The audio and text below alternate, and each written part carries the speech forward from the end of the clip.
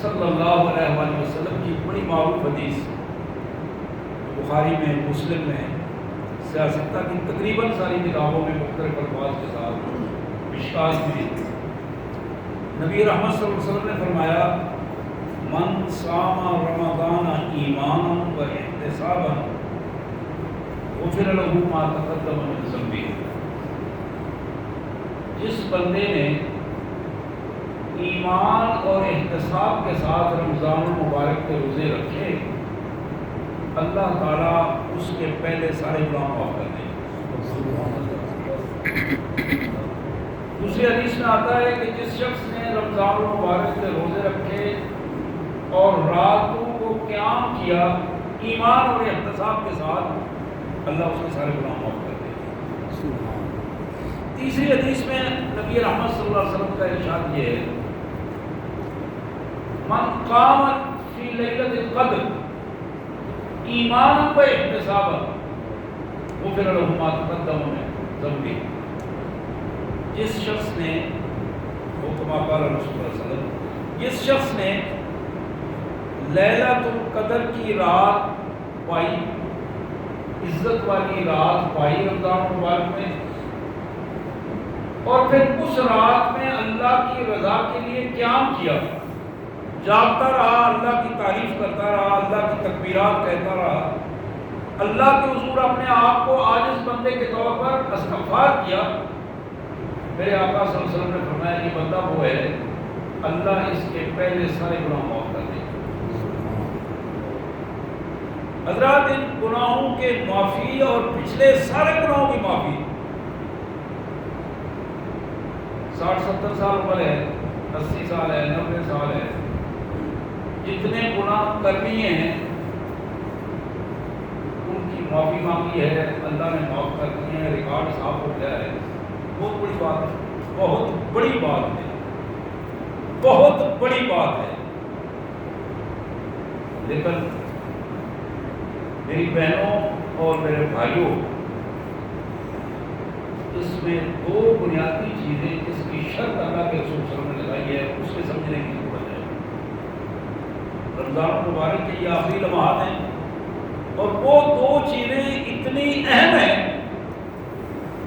کہ ان میں سے اگر ایک بھی نہ ہو تو معاملہ بنتا نہیں ہے،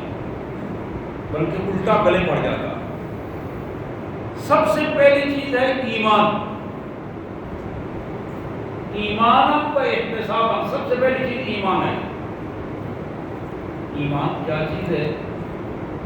چھوٹے چھوٹے بچے، پرانے اس وقت بزرگ ہو گئے ہیں، بچپن میں انہیں جو چیز پڑھائی گئی تھی مساجد میں، ایمان کا معنی یہ ہے کہ اقرار باللسان و تصدیق بالقلب و عمل بالجوارح۔ ایمان کا معنی یہ ہے کہ اللہ کی توحید، اس کے وحدہ لا شریک ہونے، محمد رسول اللہ کے نبی اور خاتم النبیین ہونے، اور آخرت میں جواب دہی کا ادراک ہونے کے عمل کو بندہ اپنی زبان کے ساتھ اقرار کرے، اظہار کرے زبان کے ساتھ، ان الفاظ کو کہے، اشہد ان لا الہ الا اللہ وحدہ لا شریک لہ واشہد ان محمدا عبدہ ورسولہ، یہ الفاظ کہے زبان سے، اور صرف زبان سے الفاظ ہی نہ کہے بلکہ اس کا دل اس کی تصدیق کر رہا ہو۔ جو بات زبان کہہ رہی ہے دل تصدیق کر رہا ہے، ورنہ پھر ظاہر ہے یہ ہونٹوں کی پریکٹس ہے، جو محض بندہ زبان سے بہت ساری باتیں کرتا چلا جاتا ہے، اس کا عمل کے ساتھ کوئی تعلق نہیں ہوتا۔ ایمان کا تعلق ہے کہ جو زبان سے کہہ رہا ہے دل اس کی تصدیق کرے تو پھر ایمان ہے، اور پھر عملی طور پر اعضاء و جوارح اس کے مطابق ڈھل جائیں۔ یہ وہ ایمان ہے جس کے بارے میں ایک آدمی آیا، اس نے آگے عرض کی رسول اللہ صلی اللہ علیہ وسلم سے، کلی قولا فی الاسلام لا اثر بالک، میرے آقا اسلام کے بارے میں مجھے ایک ہی بات بتائیں جو آپ کے بعد مجھے کسی سے پوچھنا نہ پڑے۔ آپ نے فرمایا قل آمنت باللہ ثم استقم، اپنی زبان سے یہ الفاظ کہو کہ میں اللہ پر ایمان لایا، پھر اس پر ڈٹ جاؤ، دنیا کی کوئی قوت تمہیں ہلانے والی نہیں۔ پھر پختہ عقیدہ بن جائے تمہارا، اس عقیدے کے مطابق عمل میں ڈھل جاؤ۔ حضرت یہ ایمان ہے۔ محمد کریم صلی اللہ علیہ وسلم نے فرمایا من احب للہ و ابغض للہ و اعطى للہ و منع للہ فقد استکمل الایمان۔ اب ذرا ایمان کے بھی تشریحات ذرا غور کرتے جائیں اور پھر اپنا جائزہ لیتے جائیں۔ آپ نے فرمایا جس نے اللہ کے لیے تعلق بنایا، اللہ کے لیے تعلق توڑا، اللہ کے لیے خرچ کیا اور اللہ کے لیے روک لیا، اس کا ایمان مکمل ہو گیا۔ ہم اندازہ کر سکتے ہیں کہ ہماری کیفیت کیا ہے، ایمان کی کس سٹیج پر ہم کھڑے ہیں۔ پھر نبی محترم صلی اللہ علیہ وسلم نے فرمایا ذاق طعم الایمان، ذاق طعم الایمان، اس بندے نے ایمان کا ذائقہ چکھ لیا، ایمان کا لطف اسے محسوس ہوگا، ایمان کا سرور اس کے اندر ہوگا، اس کے رگ و پے میں ایک ایمان کی خوشی ہوگی۔ من رضی باللہ ربا، جو اللہ کے رب ہونے پر راضی ہو گیا، اللہ کے روزی رساں ہونے پر راضی ہو گیا، اللہ کے عزت دینے والے پر راضی ہو گیا۔ میرے عزت میرے مالک، میرا مالک کی طرف سے ہے، رزق اس کی طرف سے ہے، زندگی اور موت اس کی طرف سے ہے، اس بات پر خوش ہے، راضی ہے اور کسی دوسرے سے کوئی توقع نہیں کرتا۔ من رضی باللہ ربا وبالاسلام دینا، اور اسلام کو ایک زندگی گزارنے کا طریقہ برابر بنا کر اس پر خوش ہے۔ وبمحمد نبی و رسولہ، اور محمد کریم صلی اللہ علیہ وسلم کو اپنا نبی، اپنا رسول، اپنا قائد، اپنا آقا بنا کر وہ اس بات پر خوش ہے، برضا و رغبت یہ ہے، خوشی ہے اسے محمد الرسول اللہ صلی اللہ علیہ وسلم جیسا کوئی فرد، اس کے کوئی انسان محمد الرسول اللہ جیسا اس کو نظر نہیں آتا۔ محمد الرسول اللہ کی ارشاد اس کے مقابلے میں کسی کی بات کو وہ اہمیت نہیں دیتا۔ محمد الرسول اللہ صلی اللہ علیہ وسلم کے کردار کے حوالے سے آپ کے کسی عمل کے ساتھ کسی دوسرے کے عمل کو ترجیح نہیں دیتا۔ یہ وہ بندہ ہے جس نے ایمان کا ذائقہ چکھ لیا، ایمان کا لطف اسے محسوس ہوگا۔ حضرات یہ ایمان ہے جس کے بارے میں اللہ کے رسول نے فرمایا کہ اگر اس قسم کا ایک بندے کا ایمان ہے، اس ایمان کے ساتھ اس نے روزہ رکھا ہے، اس ایمان کے ساتھ لیلۃ القدر پائی ہے، میرے آقا نے فرمایا غفر له ما تقدم من ذنبه، اللہ اس کے پہلے سارے گناہ معاف کر دے۔ اب 27-28 دن ہو گئے ہیں، ہم اپنا جائزہ لے سکتے ہیں کیا واقعی ہمارا ایمان اس طرح کا تھا ہے؟ ہم یہ توقع کر سکتے ہیں کہ ہمارے مالک نے واقعی ہم پر رحم فرمایا ہوگا اور ہمارے سارے گناہ معاف کر دیے ہوں گے؟ حضرات دوسری چیز جو ہے وہ احتساب ہے۔ احتساب دوسری بڑی چیز احتساب ہے۔ احتساب کے محدثین کے نزدیک ایک معنی تو احتساب کا یہ ہے بندہ اپنا عمل کرے اللہ کے لیے اور اللہ کے حضور پیش کر کے اس کا اجر چاہے، میرے مالک میں نے تیری رضا کے لیے یہ عمل کیا، تیری رضا کے لیے تیرے حضور پیش کر رہا ہوں، مجھے اس اجر سے محروم نہ کر۔ عمل کرے اور پھر اللہ سے اجر چاہے، یوں نہ چھوڑ دے، درخواست کرے کہ میرے مالک مجھے اجر، اللہ کے حضور دعائیں کرے، اللہ اس کی دعاؤں کو قبول کرتے ہوئے اس کو زیادہ اجر۔ یہ احتساب کی ایک کیفیت یہ ہے۔ حضرات دوسرا کیفیت ہے احتساب جائزہ، اپنا ہر عمل کا ساتھ ساتھ جائزہ لیتا رہے، میں کیا کر رہا ہوں، میری زبان کیا کہہ رہی ہے، میرے ہاتھ کیا کر رہے ہیں، میری نظریں کیا کر رہی ہیں، میرا دل اور دماغ کیسے سوچ اور کیسے فیصلہ کر رہا ہے، میرا رویہ کیسا ہے، میری عبادات کیسی ہیں، میرے معاملات کیسے ہیں۔ یہ سارا جائزہ جو ہے اس کو بھی احتساب کہتے ہیں، اور یہ جائزہ انفرادی بھی ہے اور اجتماعی بھی ہے۔ آپ انفرادی جائزے کا دیکھیں، جناب ابوبکر صدیق علماء اہل سنت کے نزدیک، علماء اہل سنت سے مراد ایسے علماء جو اہل تشیع نہ ہوں ان کو علماء اہل سنت کہا جاتا ہے، جن میں چاروں امام موجود ہیں، امام ابو حنیفہ، امام مالک، امام شافعی، امام احمد بن حنبل، اہل حدیث علماء، یہ سارے کو علماء اہل سنت کہا جاتا ہے۔ علماء اہل سنت کا متفقہ فیصلہ ہے امت محمد صلی اللہ علیہ وسلم نے رسول اللہ کے بعد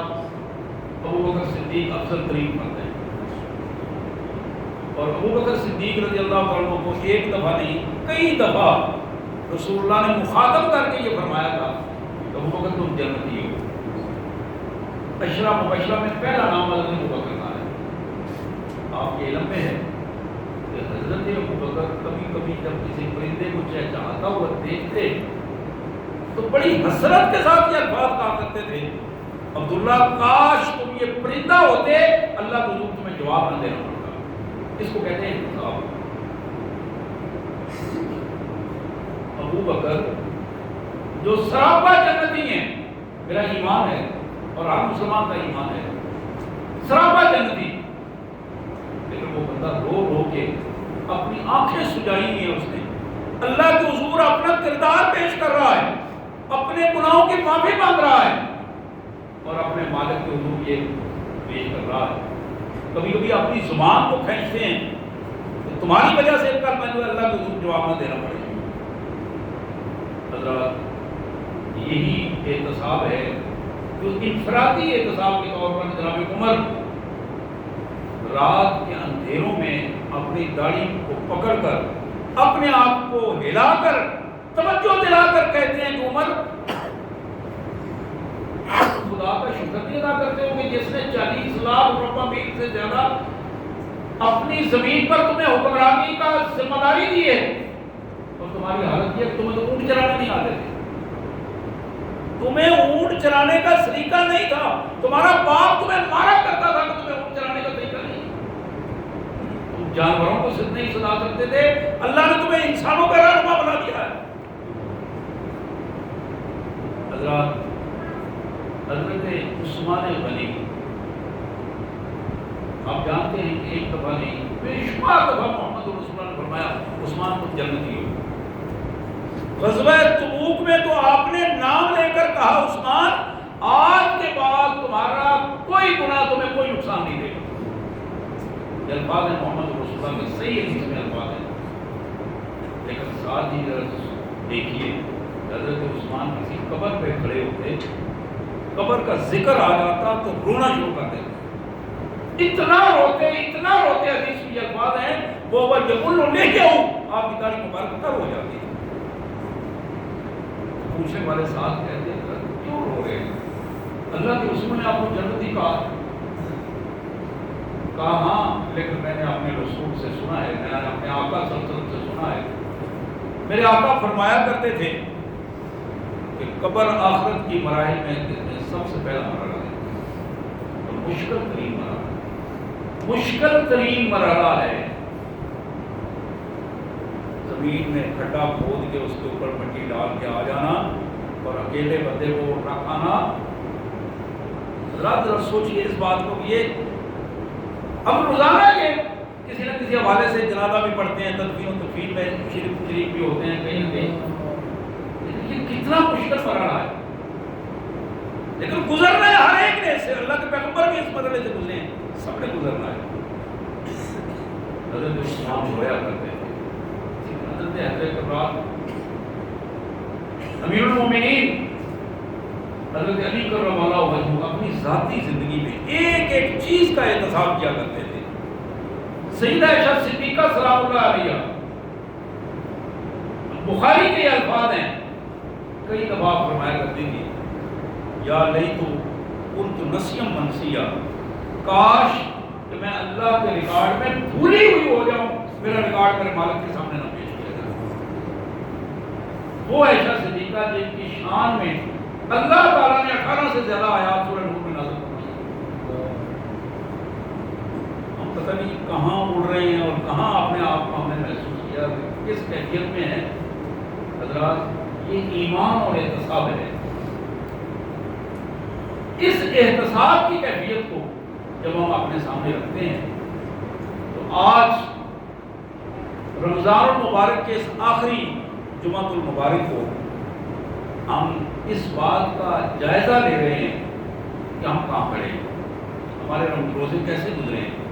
راتوں کا قیام کیسا گزرا ہے۔ میں بہت بڑے عالم کے سن رہا تھا تقریر، تو انہوں نے ایک حدیث بیان کی، ڈاکٹر احمد لکھوی بیان کر رہے تھے۔ اب یقین کریں میں ان کی یہ حدیث سن کر کام گیا۔ انہوں نے کہا کہ انسان کی انفرادی زندگی، اکیلا جب بندہ ہوتا ہے، انفرادی زندگی میں بعض گناہ ایسے ہیں کہ بندے کی پہاڑ جیسی نیکیوں کو بھی ختم کر دیتے ہیں۔ چھوٹا سا گناہ، پہاڑ جیسی نیکیاں، بہت بڑا عمل کر کے آیا بندہ، اور چھوٹی سی بیوقوفی اور چھوٹی سی ایسا گناہ جسے گناہ بے لذت کہتے ہیں، وہ انسان کی ساری ساری نیکی کو ختم کر دیتا ہے۔ اس احتساب کی ضرورت ہے۔ اقبال مرحوم نے بھی اپنے جو چیلے چمٹے مشیر اکٹھے کیے ہوئے تھے، وہ ابلیس نے تو ان کا وہ ذکر کرتے ہیں، کہتے ہیں کہ ہر نفس ڈرتا ہوں میں امت کی اس بیداری سے، میں ہر نفس ڈرتا ہوں اس امت کی بیداری سے، میں جس کے دین کی حقیقت احتساب کائنات۔ کہتا ہے مجھے نماز روزے سے ان کی فکر نہیں ہے، یہ لگے رہتے ہیں کچھ نہ کچھ کرتے رہتے ہیں، مجھے ڈر یہ ہے کہ جب یہ اپنا جائزہ لینا شروع کر دیں گے، انفرادی اور اجتماعی جائزہ لیں گے، تو پھر ان کی کیفیت جو ہے وہ تبدیلی کی ایک کیفیت ہوگی، پھر جو تبدیلی آئے گی تو یہ پورے معاشرے کو تبدیل کریں گے۔ یہ چیز بڑی خطرناک ہے۔ اور پھر وہ اپنے شیطانوں کو، چیلے چمٹوں کو نصیحت کرتے ہوئے کہتا ہے، مست رکھو ذکر و فکر صبح کا ہی میرے سے، پختہ تر کر دو مزاج خان کا ہی میرے سے۔ یہ جو مسلمان ہے اس کو ایک لائن پہ لگائے رکھو کہ صبح شام مسجد میں آئے تو ذکر اذکار کرتا رہے، اور پھر جا کے قبروں کا چکر لگا کے خانقاہی مزاج اور صاحب سلامی کے پوزیشن میں رہے، اس پوزیشن میں سے لگائے رکھو۔ یہی وہ بات ہے جو تمہاری کامیابی کی پوزیشن ہے۔ اس کو تھپکی دیتے رہو کہ تم جو کچھ کر رہے ہو ٹھیک کر رہے ہو، باہر جو کچھ ہو رہا ہے تمہیں اس کی کوئی پرواہ نہیں، کوئی کسی پہ ظلم کر رہا ہے تمہیں کوئی پرواہ نہیں، کوئی کسی پہ چوری کر رہا ہے تمہیں کوئی پرواہ نہیں، کوئی نظام طاغوت کا نظام آ گیا تمہیں اس کی کوئی پرواہ نہیں۔ مست رکھو ذکر و فکر صبح کا ہی میں سے، پختہ کر دو مزاج خان کا ہی میں سے۔ حضرات یہ جو احتساب کائنات ہے، آج اسی حوالے سے میں چند حدیث آپ کے سامنے رکھوں گا، آپ ذرا جائزہ لیتے رہیں۔ میں کوئی لمبی جوڑی اس کی تفصیل تو بیان نہیں کروں گا، نہ ہی اتنا وقت ہوتا ہے اور نہ ہی یہ انداز ہے، لیکن آپ ذرا دیکھیں گے ضرور کہ کیا ہمارے روزے، ہمارا قیام رمضان المبارک میں جو بالخصوص ہوا ہے، ہم اس پوزیشن میں ہیں واقعی کہ اللہ ہمارے پچھلے سارے گناہ معاف کر دیں۔ آمین۔ یہ طبرانی کی ایک حدیث ہے، جناب یعلا بن مرہ رضی اللہ تعالی عنہ کی یہ روایت کہتے ہیں کہ سمیت رسول اللہ صلی اللہ علیہ وسلم وہو یقول،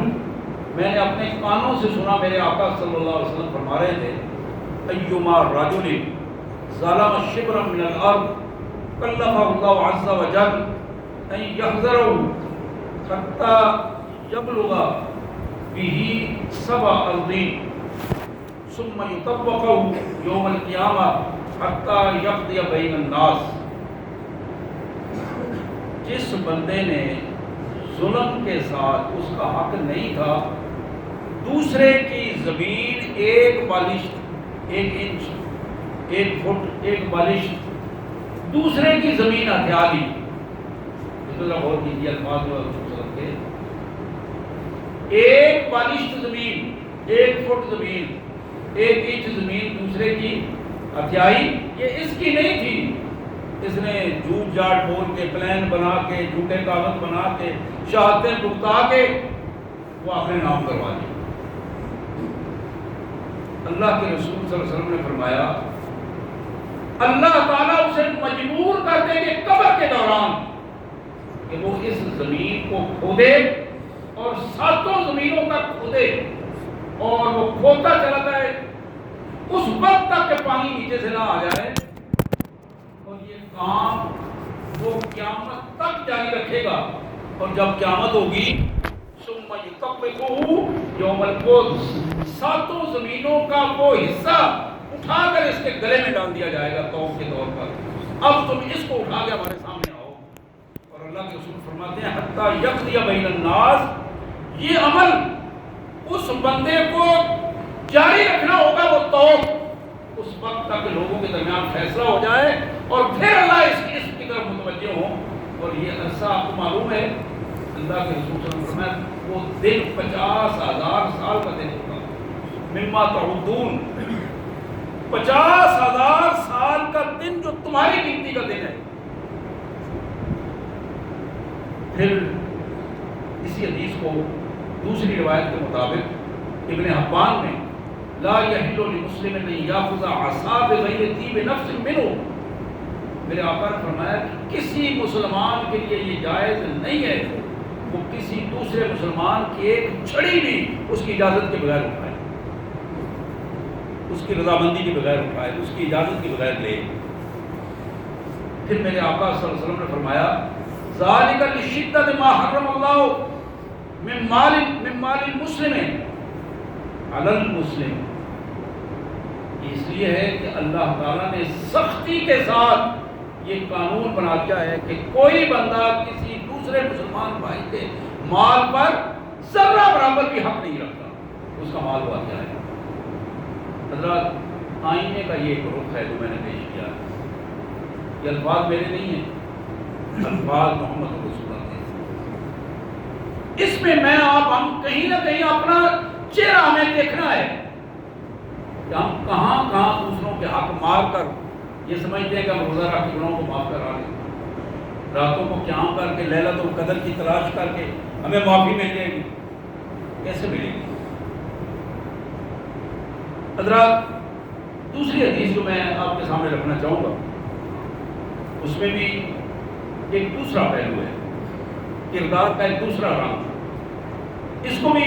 آپ ذرا اپنے انداز میں دیکھیے گا۔ باتیں ذرا تلخ ہیں، میٹھی باتیں میں نے شروع میں کر دی ہیں، ان تلخ باتوں کو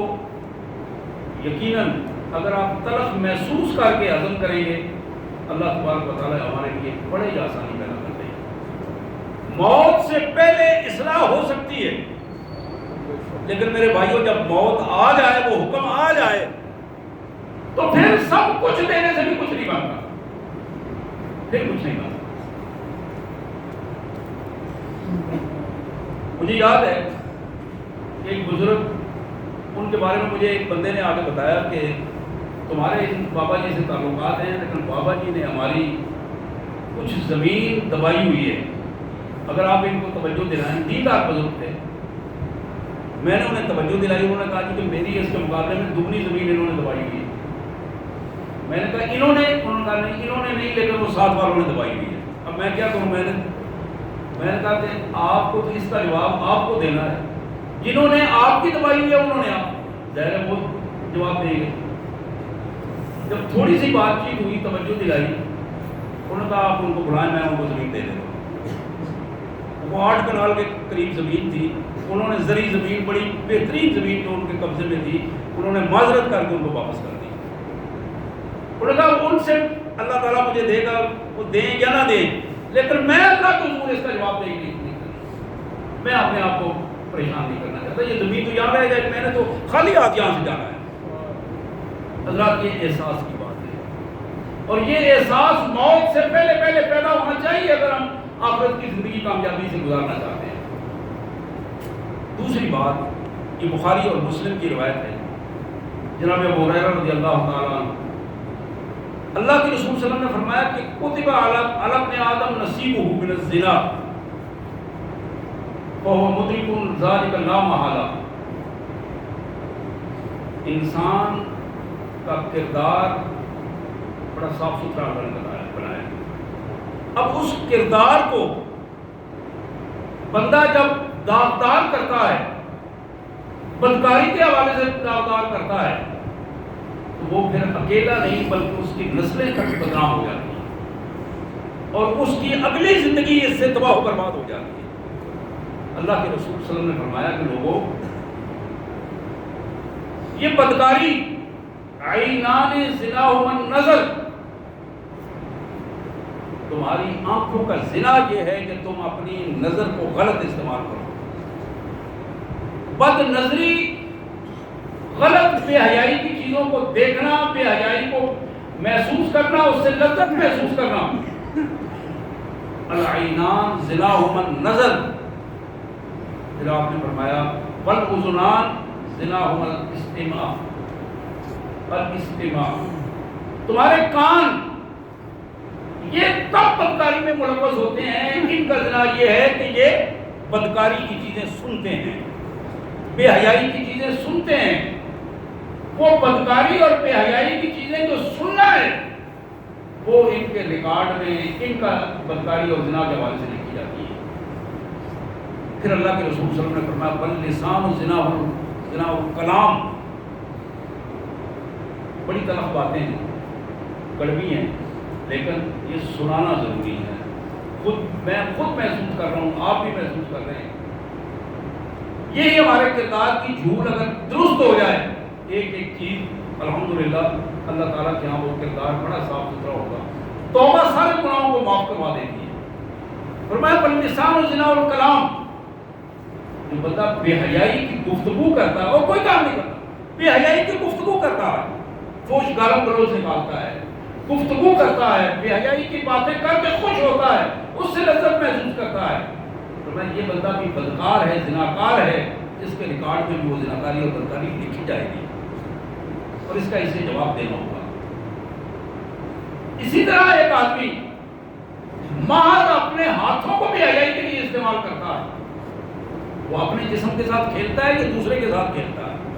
کسی بھی حوالے سے، کہ میں دو الفاظ میں نے بولے ہیں، غور کرنے کی ضرورت ہے۔ حضور نے لعنت فرمائی اس بندے پر جو اپنے جسم کے ساتھ کھیلتا ہے، اور لعنت ملعون ہے وہ شخص جو دوسرے کے جسم کے ساتھ کھیلتا ہے۔ یہاں اس کیفیت کو بتایا گیا کہ وَالْيَدُ زِنَاهُ الْبَطْشُ، ہاتھوں کا کھیل میں ملوث ہونا اور بدکاری کی کیفیات میں ملوث ہونا، یہی بدترین اس کی بدکاری کا ریکارڈ ہے۔ پھر فرمایا وَالرِّجْلُ زِنَاهُمَا الْخَطْوِ، یہ پاؤں کا بدکاری کی طرف چل کے جانا، ایک ایک قدم اس کے لیے بدکاری میں ملوث ہونا۔ پھر اس کا کردار ہے جو اس کی تصدیق کرتا ہے وہ بندہ بدکاری میں ملوث ہے یا نہیں ہے، عملی زندگی۔ حضرات، یہ بھی ایک آئینہ ہے جو ہمارے سامنے ہے، اس آئینے میں بھی ہمیں اپنی تصویر دیکھنی ہے۔ آج وقت ہے جہاں وہاں ہماری تصویر میں دھندلاہٹ ہے، اس کو ہم آج یہاں درست کر سکتے ہیں۔ کسی کو کوئی پتہ نہیں، پتہ نہیں کتنے اعمال ہیں، ہماری برائیاں کتنی ہیں، اللہ جانتا ہے اور ہم جانتے ہیں۔ اور یہ اللہ ستار العیوب کے حضور اکیلے میں ہاتھ جوڑ کے اپنے گناہوں کو پیش کر کے معافی مانگ لیں، یہی وہ چیز ہے جو انسان کے چہرے کی رونق کو تبدیل کر دیتی ہے، دل اور دماغ کو صاف کر دیتی ہے۔ حضرات، اسی انداز میں تیسری حدیث جو بخاری اور مسلم کی حدیث ہے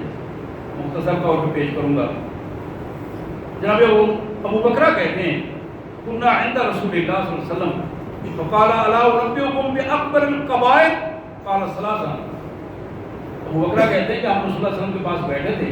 آپ نے توجہ کر کے فرمایا کیا میں تمہیں ایسے گناہ نہ بتاؤں جو اکبر الکبائر، کبیرہ گناہوں میں بڑے گناہ۔ آپ نے یہ 3 دفعہ فرمایا اور پھر آپ نے فرمایا وہ 3 ہیں۔ سب سے بڑا گناہ الاشراک باللہ، اللہ کے ساتھ شرک ہے۔ دوسرا گناہوں میں بڑا گناہ اپنے والدین کی نافرمانی اور ان کے ساتھ بدتمیزی ہے، اسے عام سمجھا جاتا ہے، کوئی بڑی بات نہیں سمجھی جاتی۔ والدین کے ساتھ اونچی آواز میں بولنا، والدین کی بات کو رد کر دینا، ان کا احترام نہ کرنا، دوسروں کے برابر سمجھنا اور دوسروں کے سے ترجیح نہ دینا، آداب کو ملوث خاطر نہ رکھنا، یہ وہ چیزیں ہیں جو حقوق والدین کی نافرمانی میں آتی ہیں، اور یہ چند بڑے گناہ جو ہیں ان میں ایک گناہ۔ پھر اللہ کے رسول صلی اللہ علیہ وسلم نے فرمایا بشہادت الزور، جھوٹی گواہی، اللہ و شہادت الزور، 3 دفعہ اپنے الفاظ کہے، لوگوں جھوٹی گواہی بہت بڑا گناہ ہے، بڑے گناہوں میں 3 دفعہ الفاظ کہے۔ اور صحابی کہتے ہیں وکانا متقیان، حضور تکیہ لگائے بیٹھے تھے، اٹھ کر بیٹھ گئے اور یہ الفاظ بار بار کہہ رہے تھے، جھوٹی گواہی دینا بہت بڑا گناہ ہے، جھوٹی گواہی دینا بہت بڑا گناہ ہے۔ صحابی کہتے ہیں حتیٰ قلنا لیتہو سکتا، یہاں تک کہ ہم اتنے ڈر گئے کہ ہم نے کہا کاش کہ رسول اللہ صلی اللہ علیہ وسلم خاموش ہو جائیں اور یہ الفاظ اب نہ کہیں۔ اتنی دفعہ آپ نے یہ الفاظ کہے کہ لوگوں جھوٹی گواہی سے بچ جاؤ۔ یہ بھی ایک آئینہ ہے میرے اور آپ کے سامنے، نہ جانے کتنی جھوٹی گواہیاں ہم نے اپنے بارے میں، اپنے بچوں کے بارے میں، اپنے رشتہ داروں کے بارے میں، دوستوں کے لیے، برادریوں کے لیے، کیا کچھ ہم نے نہیں کیا۔ حضرات آخری بات، ترمذی کی حدیث، حضرت ابن مسعود کی یہ روایت، فرمایا الا اخبرکم بمن یحرم علی النار او علیہ النار، لوگوں میں تمہیں اس بندے کی بات نہ بتاؤں جس پر اللہ نے جہنم کی آگ کو حرام کرا دیا، وہ جہنم میں نہیں جا سکتا، اسے جہنم پر حرام کر دیا، جہنم کی آگ کو اس پر حرام کر دیا ہے۔ پوچھا گیا، فرمایا تحرم علی کل ہین لین سہل، ہر وہ بندہ جو نرم مزاج کا انسان ہے،